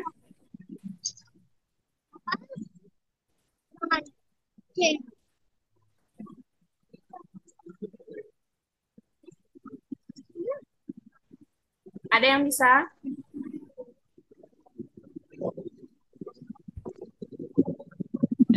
Saya. Oke, Kak Solatia. Ya. Oke, boleh Kak Solatia silahkan. Apa kesimpulan yang bisa kesimpulan dari kajian pada pagi hari ini? Boleh, silahkan Kak Solatia mulai. Orang-orang yang merugi di bulan Ramadan itu ada 5 golongan. Pertama, mereka yang menganggap bulan Ramadan bulan biasa saja. Yang kedua, berubah menjadi orang yang sangat baik di bulan Ramadan saja dan setelah itu dia berubah kembali menjadi orang jelek. 3, tidak menghidupkan masjid. 4, orang yang tetap melakukan dosa dan maksiat. Kemudian orang-orang yang termasuk sahabat Al-Quran itu ada 1 yang menjadikan Al-Quran bacaan sehari-harian mereka. Yang kedua, belajar Al-Quran. 3, mengajarkannya. Dan yang paling tertinggi derajatnya yaitu orang yang mendakwahkan Al-Quran. Mungkin hanya itu.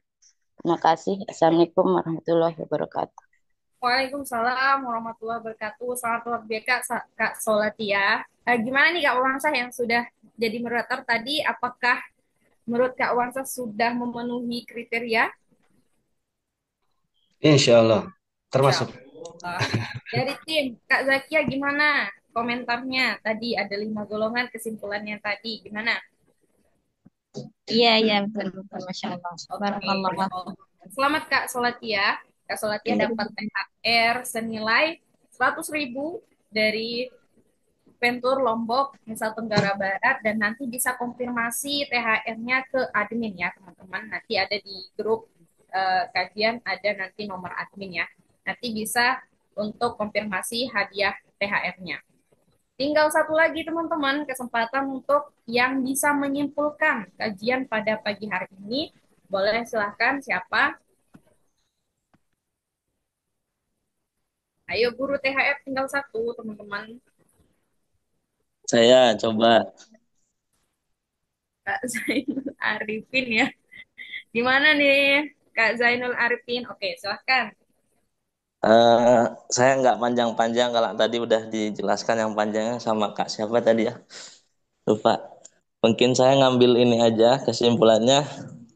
khairukum man ta'allamal Qur'an wa 'allamahu. Sebaik-baik orang adalah yang mempelajari Al-Qur'an dan mengajarkannya. Mungkin itu saja Kak dari saya kesimpulannya. Terima kasih. Baik, terima kasih. Bagaimana Kak Wawansyah? Komentar-komentarnya dulu. Betul, betul. Betul. Kak Insya Zakia Allah. gimana? Ya, singkat, padat, dan jelas. Insya Allah. Insya Allah. Kak Zakia bagaimana?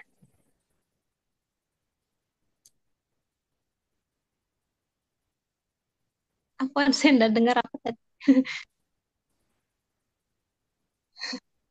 Kesimpulan, oh, boleh diulangi Kak Zainul Nah, boleh Arifin. diulang nggak? Dia ribut ada orang kerja. Ya, menurut saya tadi yang panjangnya sudah sama Kak ini, saya cukup menyimpulkan yang singkat saja. Khairukum man ta'allamal Qur'an wa 'allamahu. Sebaik-baik orang yang adalah orang yang mempelajari Al-Qur'an dan mengamalkannya. Cukup sekian. Masya Allah. Mungkin bisa ditarik poin merah lagi dari yang disampaikan Ustadz. Kak. Kan itu dari Rasulullah ya. Mungkin mungkin diperjelas lagi dari poin yang kajian Ustadz tadi apa kira-kira menurut antum? Oke, Kak Zainul Arifin boleh ditambah sedikit lagi untuk dari Kak Arifin sendiri yang diambil gitu.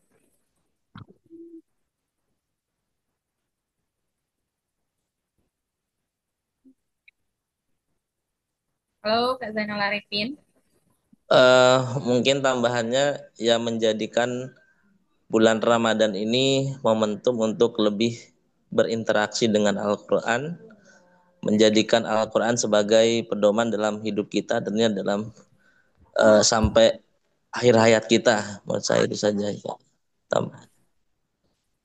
Oke, baik. Terima kasih Kak Zainul Arifin. Insya Allah sudah memenuhi ya dari kesimpulan kajian pada pagi hari ini. Dan selamat kami ucapkan kepada Kak Zainal Arifin mendapatkan THR 100.000 dari tim konsultan Ventur Lombok dan bisa konfirmasi hadiah THR-nya ke admin ya di grup ya admin konsultan Ventur Lombok. Oke, itu untuk THR THR yang tadi 5 beruntung ya, 3 untuk yang sudah hatam dan 2 untuk kajian Al-Quran, kesimpulan kajian Al-Quran. Selanjutnya teman-teman di sini eh, kita mau bagi THR lagi nih, THR tabungan umroh. Nah ini khusus yang sudah membuka tabungan umroh di Pentur Lombok. Jadi sekali lagi teman-teman yang belum membuka tabungan umroh silahkan untuk segera membuka ya. Karena itu merupakan bentuk keseriusan kita untuk menjemput panggilan Allah Subhanahu wa taala menuju Baitullah. Caranya mudah, simple dan tidak omon-omon, semuanya mudah, simple dan sangat efektif ya teman-teman. Jadi boleh nanti setelah ini teman-teman langsung hubungi admin, Kak bagaimana caranya buat buka tabungan dan sebagainya. Oke, silahkan kita mulai spin ya nanti kita tulis namanya dulu. Di sini yang sudah membuka tabungan umroh, udah join dan masih di ruangan Zoom dan yang sudah membuka tabungan umroh boleh bersuara atau angkat tangan.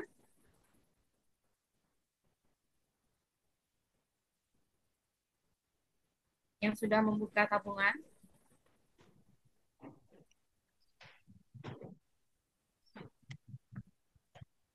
Oke, Kak Nani Nurandini.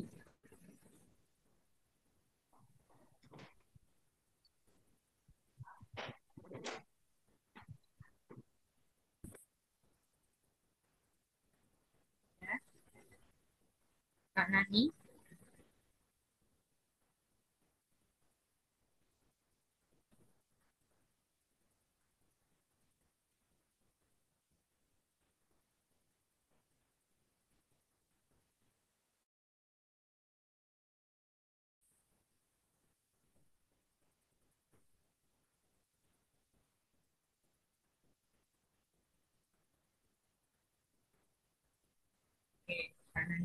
sudah, Kak Masya sudah, Kak Kurniati sudah,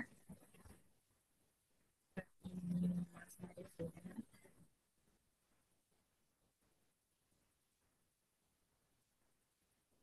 Cukup ini? Siapa lagi yang belum?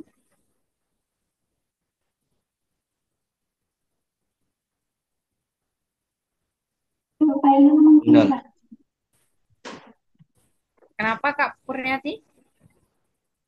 Final belum ditulis mungkin. Ini Kak Final. Ada Kak Final di sini. Kak final tadi izin nggak ikut sampai selesai karena ada kuliah. Oke, baik. Berarti ini saja ya, karena yang ditaruh di sini yang bisa sampai akhir ya, teman-teman. Allah. Oke, ditunggu Kak Zainal ya. Oh, ada Kak Final, ada Kak Zainal. Jadi kadang kelegot. Oke, ditunggu Kak Zainal untuk buka tabungan umrohnya. Silahkan kita mulai ya teman-teman untuk spin kali ini ada 1, 2, 3, 4, 5, 6, 7. Insya Allah ada 7 peserta ya yang sudah membuka tabungan. Kita lihat siapa yang mendapat kesempatan untuk dapat THR tabungan murah kali ini. Boleh kita spin, kita hitung sama-sama. Dan kita Bismillah dulu ya. Nanti kita mulai spin ini dengan sama-sama melafazkan basmalah. Bismillahirrahmanirrahim. 1, 2, 3. Mulai. Apakah? Arungan Mega. Hey. Oke, selamat Kak Wiwi Kartini mendapatkan THR tabungan umroh senilai 100.000. Ada Kak Wiwi Kartini? Hadir Kak. Oke, hadir. Selamat ya kami ucapkan pada Kak Wiwi. Boleh di-spill gimana perasaannya Kak Wiwi dapat THR tabungan umroh senilai 100.000 dari Pentur? Alhamdulillah, bersyukur ya. Semoga berkah dan ya semakin maju untuk tim Penter. Terima kasih. Terima kasih. Semoga tabungannya nambah-nambah lagi ya untuk segera mendapat panggilan Allah, untuk segera menjemput panggilan Allah menuju baitullah. Amin, amin ya robbal alamin. Oke, selamat kami ucapkan sekali lagi untuk Kak Wiwi ya. Selanjutnya, boleh di spin 1, 2, 3.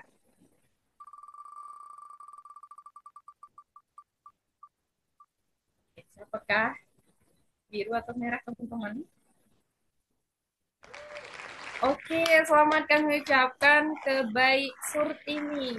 Oke, Kak Surtini masih ada di ruangan Zoom.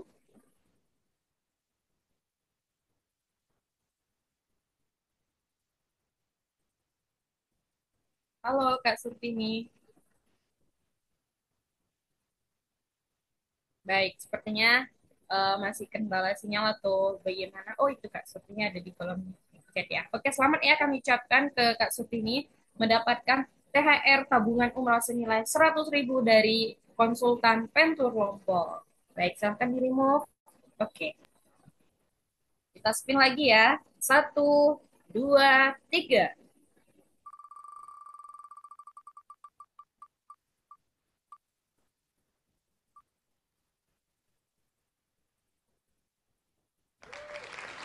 Masya Allah, selamat kami ucapkan ke Kak Maharani mendapatkan THR tabungan umroh senilai 100.000 dari Pentur Lombok Nusa Tenggara Barat. Oke, Kak Maharani masih ada di ruangan Zoom.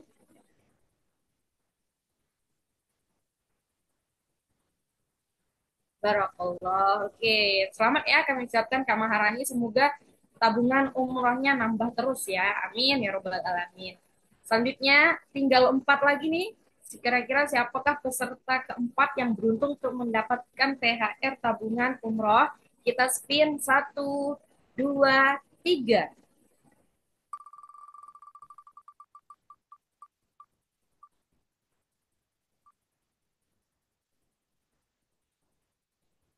Oke, Masya Allah, selamat kami ucapkan kepada Kak Nani Kak Nani Nurandini mendapatkan THR tabungan umroh senilai 100.000 dari Pentur Lombok, Nusa Tenggara Barat.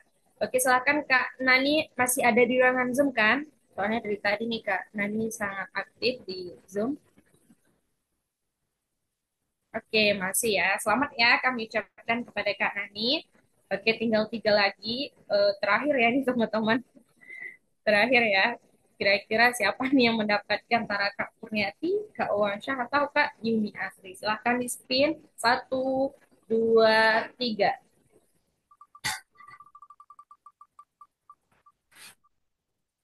Kak Wahida sudah nyinteng Kak Owansyah. Ih, kok bener? Masya Allah.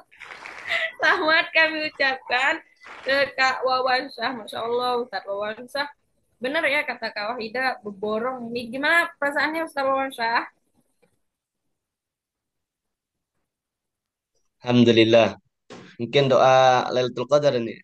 Masya Allah. Ini kemarin juga dapat, sekarang juga dapat. Masya Allah. Berkah bulan Ramadan. Alhamdulillah. Jazakallah khairan. Jazakumullah khairan. Selamat ya Tim kami Pentur ucapkan Lombok. kepada Kak Wansah dapat THR tabungan umroh senilai 100.000 dari konsultan Pentur Lombok. Semoga dari teman-teman yang sudah membuka tabungan tadi, tabungannya terus saja nambah dan Allah mudahkan rezekinya untuk segera menjemput panggilan menuju Baitullah. Amin, amin ya robbal alamin. Di bulan-bulan selanjutnya bakalan ada tetap kajian ini teman-teman. Jadi silahkan tetap pantengin sosmed kami, tetap pantengin informasi dari kami untuk informasi kajian di selanjutnya dan tentunya ya akan banyak sekali uh, bagi-bagi hadiah dan door prize yang disediakan oleh konsultan Pentur Lombok. Satu yang kami inginkan teman-teman silahkan di setiap selesai sholat teman-teman di setiap